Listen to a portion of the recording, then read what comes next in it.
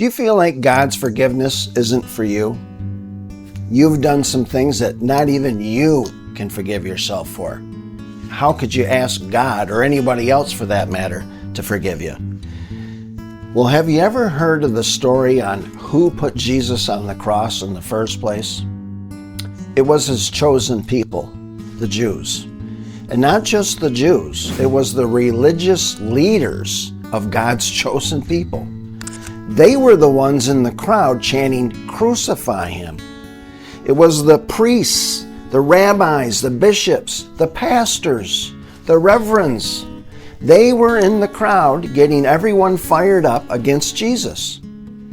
Pontius Pilate actually didn't want anything to do with this. He said, "I don't find any fault in this man.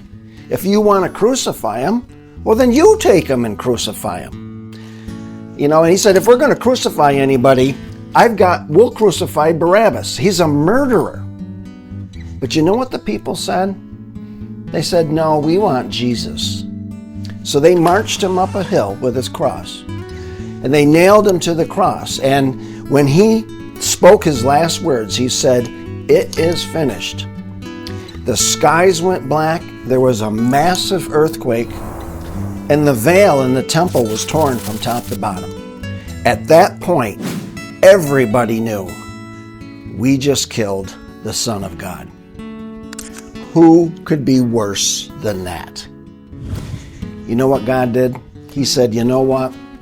If you'll humble yourself and you'll ask for forgiveness and confess with your mouth that Jesus is the Son of God and repent of your sin, I'll write your name in the book of life. And that's exactly what he did for everyone who was at the crucifixion, egging it on. If they asked for forgiveness, he gave it to them. So you're exactly who God's forgiveness is for. Easter Sunday is right around the corner. Why don't you find yourself a good church? They're probably going to have an altar call on Easter Sunday. You can give your life to God. Don't let another year go by. Ask for God's forgiveness.